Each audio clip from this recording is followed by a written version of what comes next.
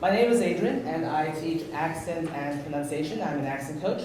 And today I'll be talking about how to use AI, namely ChatGPT, to create materials that you can use to improve your pronunciation and accent.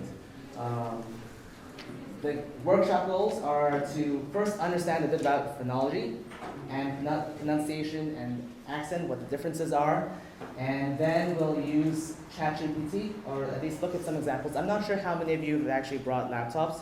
If you have, then we can actually try that out. But if not, there'll be ample examples as well. And so we'll use ChatGPT to create pronunciation and accent materials, which then you could use to improve your pronunciation and accent. And you can see that these are some examples that I've used, or how I use them when I annotate things to help my students understand how phonology works within English and how it's different from their native tongues. So this is the agenda. There are 3 parts. The first part is background knowledge. We'll talk a little bit about large language models and understand how to combine linguistics and AI. Could you speak a little louder? Oh man, okay. Yes. Can you hear me in the back? Yes. Yeah? Okay. I'll put this really close to my mouth. We'll start off with background knowledge. We'll talk about we'll talk a bit about large language models, a little bit about what they are, and how to combine linguistics and AI. Then in part 2, we'll try to get basic materials from ChatGPT, learn a bit about prompts, and some caveats that we have with the prompts. And in part 3, we'll try to get longer material, like more creative and exciting material as well. And then if you have laptops, then we can try that out and share a bit about what we've got. So part 1, background knowledge. We'll go over what large language models are, phonology, and why it's important, and why spelling may be something you need to look out for. This will help us in the later parts as well. So there was a talk yesterday about large language models. I'm not an expert. I'm not an expert in AI. I'm just going to talk about how I've used it with teaching my students. But from what I understand, it's a type of program that uses deep neural networks and statistical prediction to a certain degree. I think less so now, but in the early stages it was using more statistical prediction to try to guess what the next word is and then create responses. And how we will use the LM, that's what this is more about, this workshop. We'll create content with the target sounds and phonological features that you need to practice as a language learner. For my students, I teach English, and so I usually use it to create English materials, but there are multilingual examples in this workshop as well. ChatGPT, however, doesn't always know things. I mean, that's more of a philosophical thing. Maybe it does. We're not going to go too deep into that. There was a talk yesterday. But we can guide it to create the materials that we want it to give us, nonetheless. And let's go on to basic concepts. What is pronunciation? What is accent and phonology? And a lot of us may think of accent and pronunciation in the same way. We often conflate it, but I use it in a different way. I use them distinctively. So good pronunciation is when you can be understood, and it's typically when you can distinguish the phonemes of the language. And a good accent is when you can blend in with a particular group that you're trying to blend in with or identify with. And it's more dealing with allophones. And what are phonemes and allophones? I think a lot of us actually do know what they are, but there may be some who don't know. So let me just really quickly describe it as such. A phoneme is a basic mental unit of a sound it's a basic unit of sound that distinguishes words. So for example, in English, if you have rend and lend, these are different words and they are distinguished only by the L and R phonemes. So if you change R and L, then you have a different word. That's a phoneme. However, in some languages, for example, Japanese, if you have the word dendo, and if you pronounce it more like an R, dendo, or more like an L, lendo, it doesn't really change the meaning. So these are not phonemes. I think some dialects of Japanese have more of an L sound, and that is, you would call that an allophone. It's the physical manifestation of the phoneme which exists in the mind, and the allophone comes out. And there may be many allophones per phoneme because the sounds, the physical sounds, interact with the sounds next to it and the context it is in the word, and create different sounds. So, for example, in English we have a t phoneme, which can be t when you say top, but when you say stop, it's a da. Stop. You don't say stop. And so those are two allophones of the T phoneme.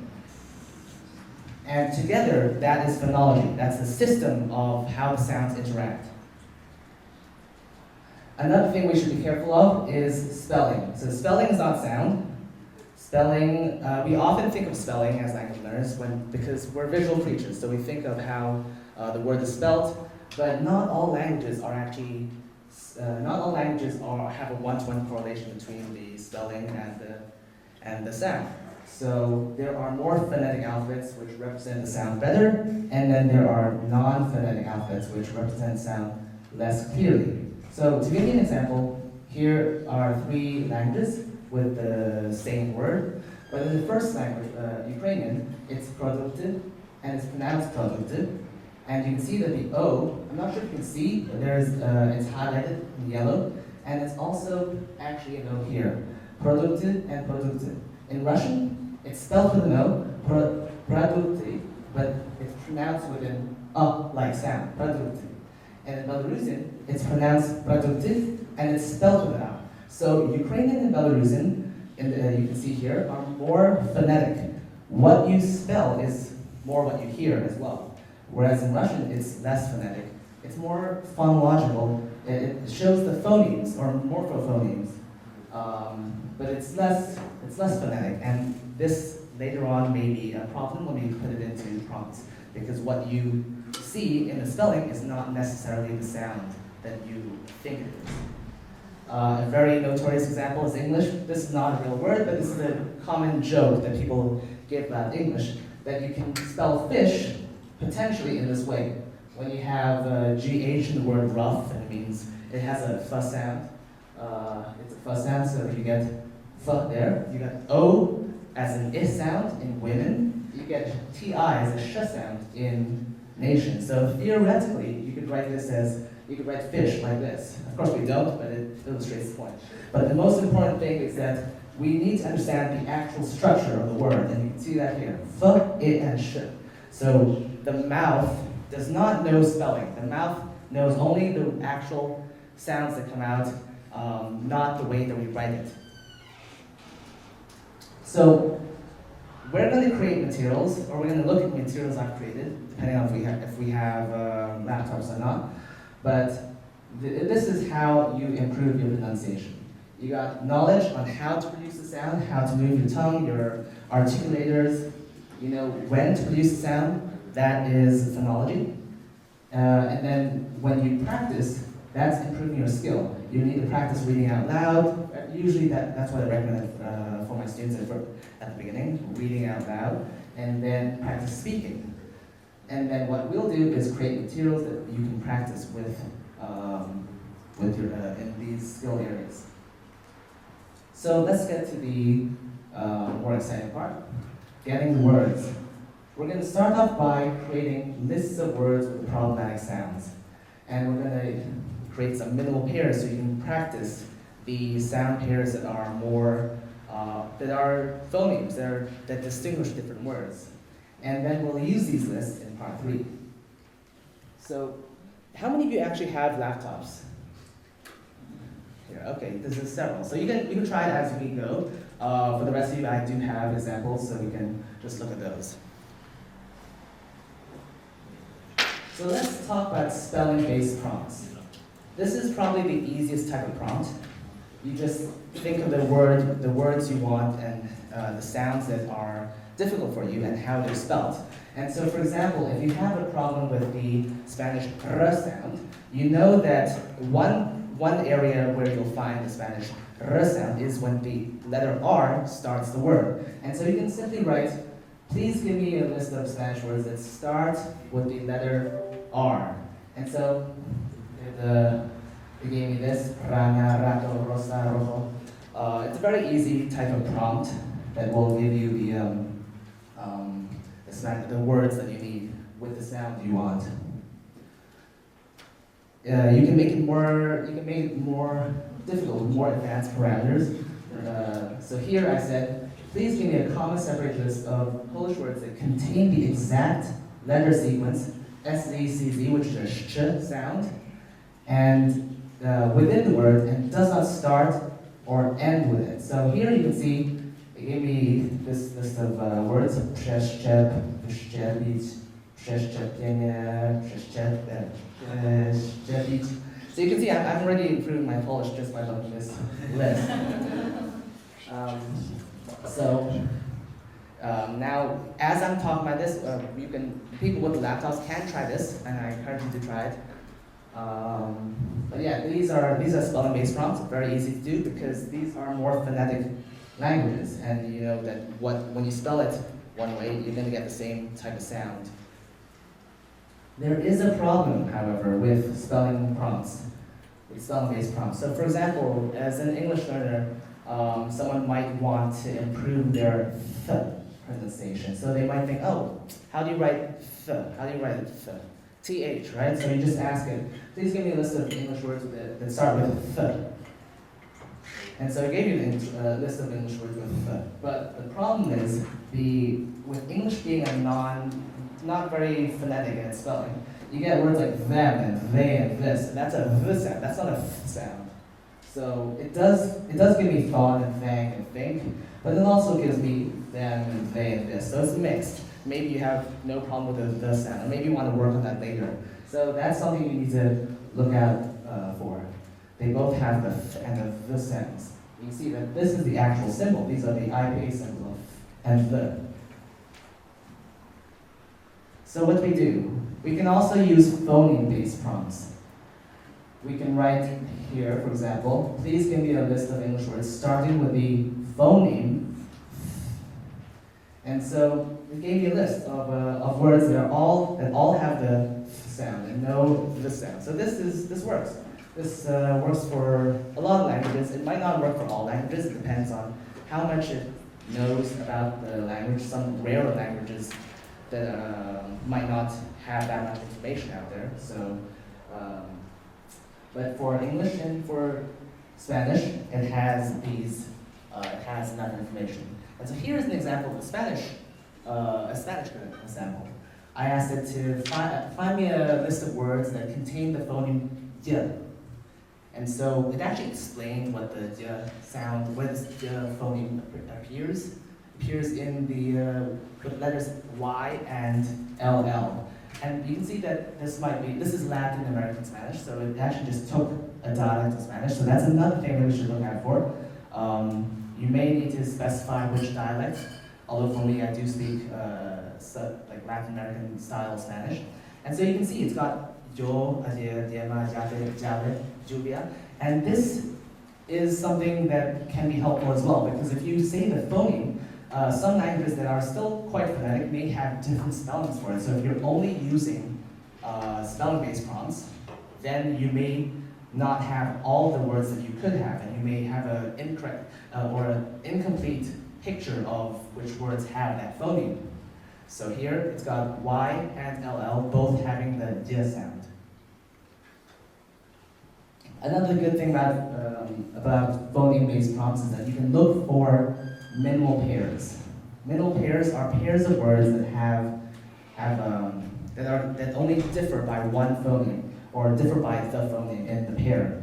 So with a Japanese speaker, you may find that R and L are difficult, but they are phonemes in Japanese. So I asked it to find me a list of minimal pairs with the contrast, to have a contrast between R and L phonemes.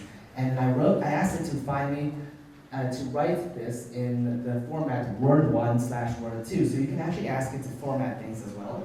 And I think this is helpful for my students because when you have it side by side, it's you can more easily hear the difference. Right, light, race, lace.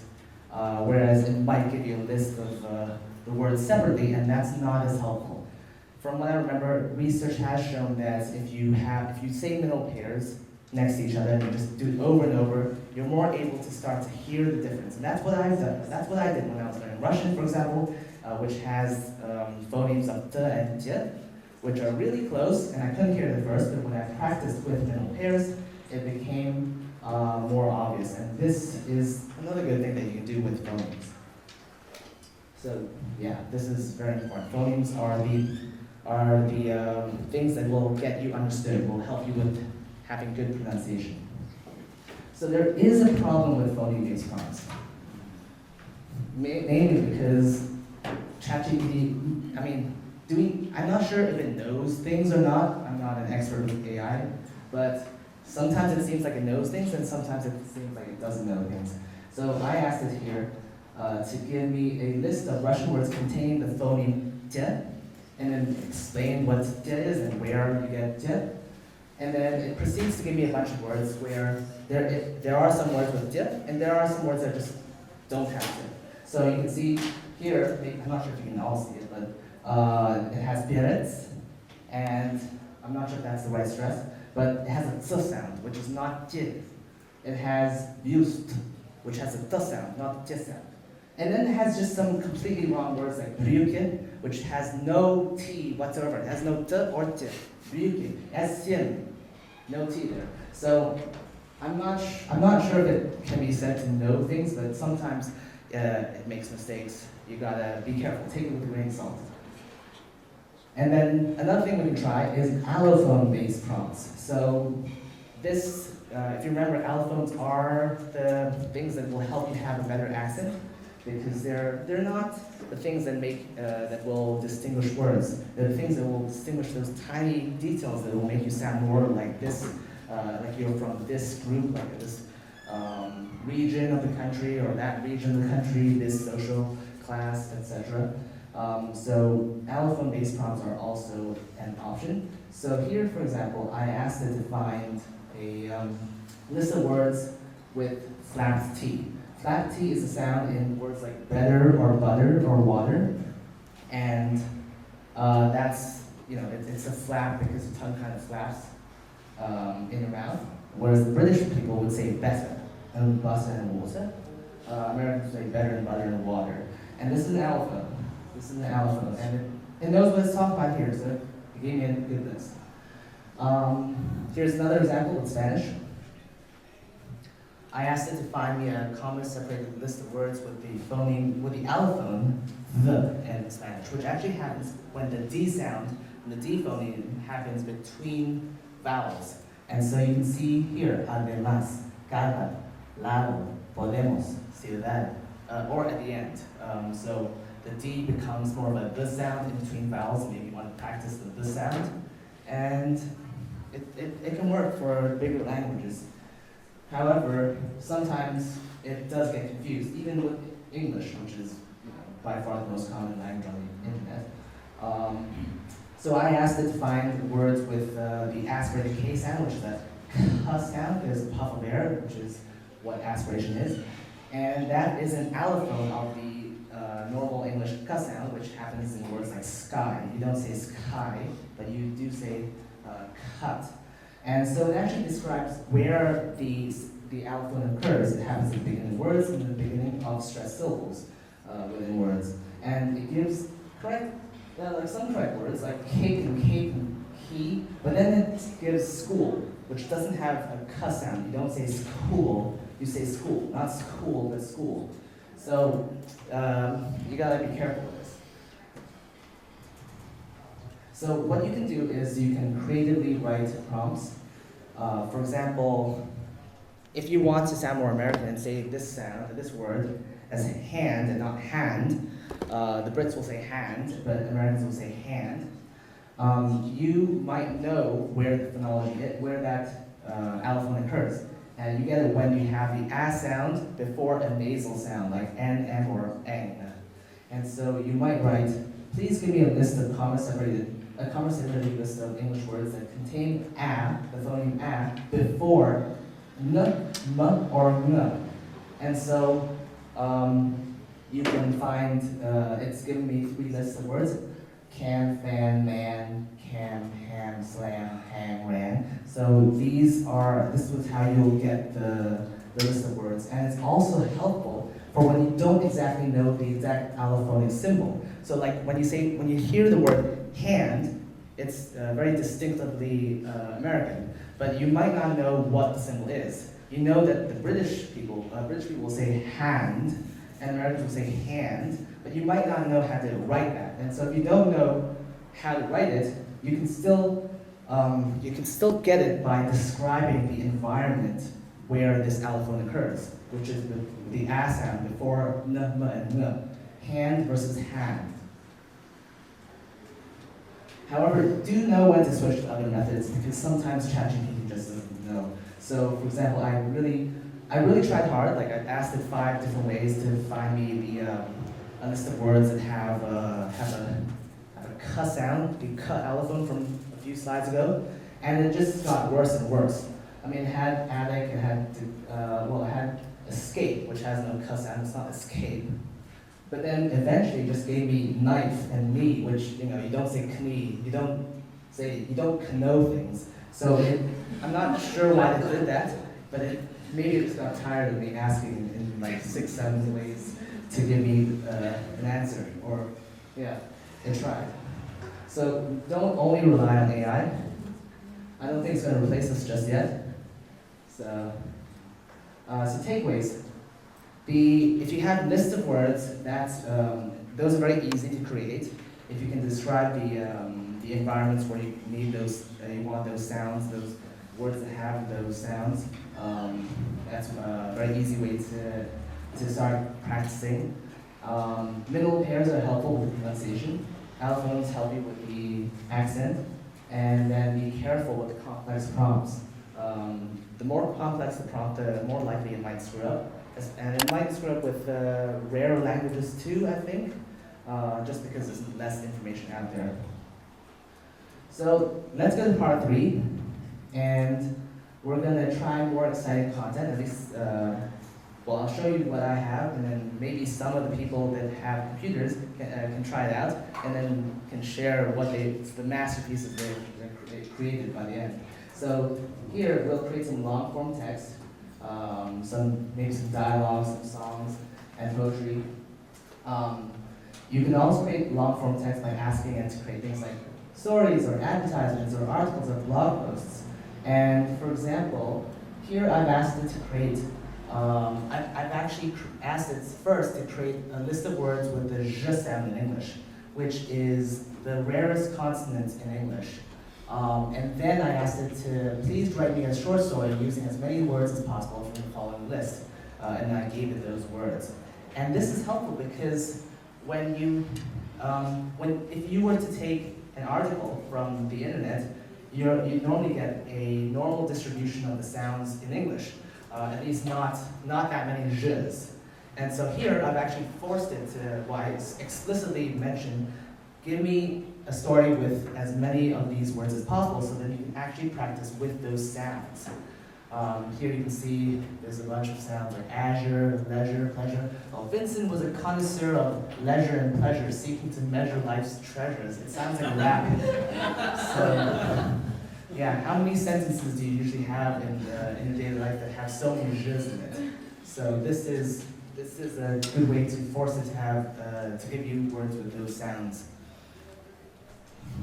You can also make dialogues, roundtable discussion, or a movie scene, or a Broadway musical. I asked it to create me a movie scene between the detective or the police and mafia, using a lot of P sounds. And so here we get Detective Jones saying to Donnie Piccioni, Piccioni, we need to put an end to this pugnacious behavior of yours. The people in this precinct are petrified of your power, and it's time to put a stop to it. So you can really practice those aspirated Ps.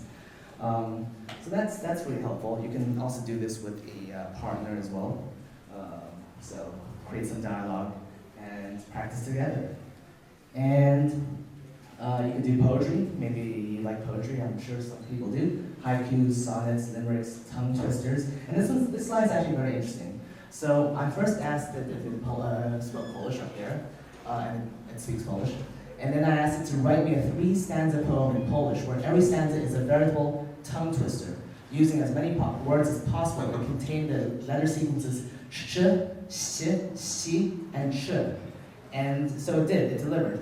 It gave me this poem, and you can see that the things underlined in blue are those letter sequences which have those sounds, because Polish is fairly phonetic.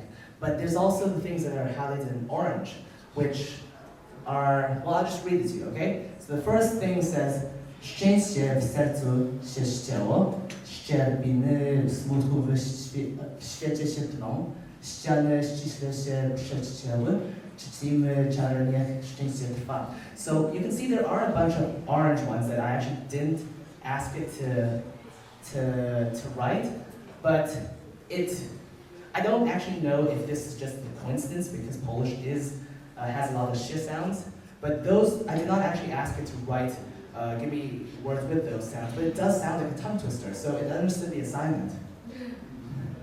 What is just a natural language?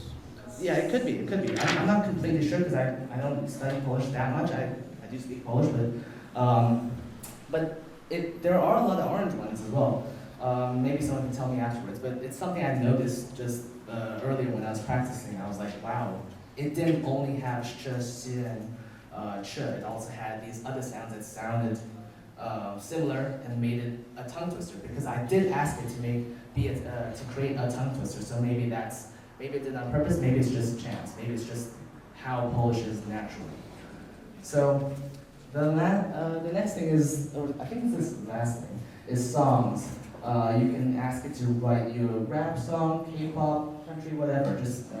I asked it to write me a reggaeton song with a bunch of R sounds, start with R, or have the double R sequence. And so here we have rápido, rebota, repite, otra vez, ruge, la fiesta, bien, nunca te detengas. So there's a lot of R's in there.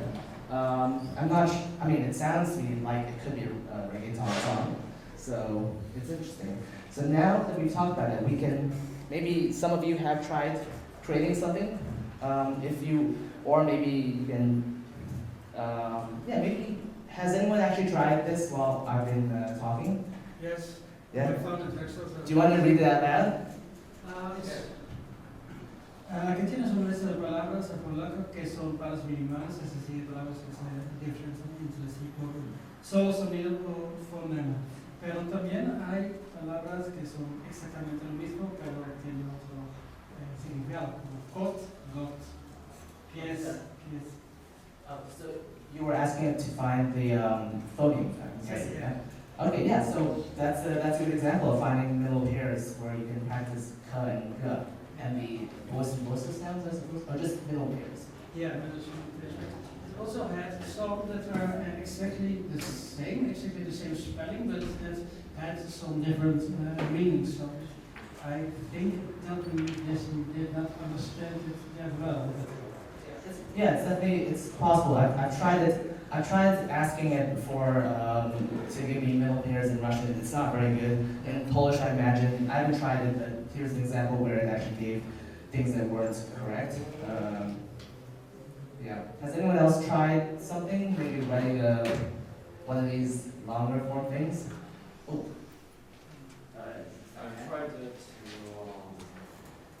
I've tried it to get to give me like some tongue twisters in Northern Sami, for example, which it seems to have managed actually, funnily enough. I can't read them, but I know. Maybe I'll try it. Maybe. Wow. Actually, is there a way to put this on the board? I'm trying to ask it right now if it can give me my PA transcription. Oh wait, I mean it looks fairly phonetic, I guess. Not really. No? Vowel. That's not us? Wait, just a minute. Okay. For the previous tongue twisters. Let's see if it does it. There's very long words here. Oh, Oh, here. It's good. You want to try it with a? All right, I'll try. So it says, actually, it's still going. It says Vishosnasi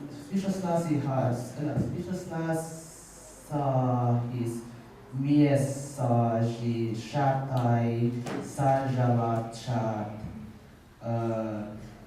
Yeah, a lot of shiz there. Lahbon, Gachadaki, Lahbon, something like that. Okay, so it is, I feel like it's tongue twister. If anyone speaks Northern Sami, they can tell me if it makes sense. Anyone else? Oh, cool. So I told the ChatGPT to write books on Lithuanian with as many j phonemes as possible, and that's what it is. I won't read the whole thing because it's quite long. It's got 3 Maybe just the chorus? chorus. Tavo balsas, tavo žodžiai žaviai snapšta, mano širdis šviesą randa, atsidūrėsi širdį, skamba muzika, kuri mus abu suveda, mūsų žydinčiai draugystė naujų svajonių slypi. But I don't think there were many j phonemes. Like it had the word žodžiai, žaviai snapšta, okay, but in the rest of the verses they just have like a sh. Yeah, sometimes it does that. You may have to rephrase it or just try other ways. Or maybe it's just Lithuanian. You said it's Lithuanian? Yeah. It may be, like some languages are less common, I guess, and I think it struggles with the rarer languages. Anyone else? No one else wants to share? Or? Alright, well, if that's the case, wait, where's my, You left it here. forgot my clicker, yes, there it is. So if no one else wants to share, that's basically it. Yeah, basically it. So we can open up to questions about anything.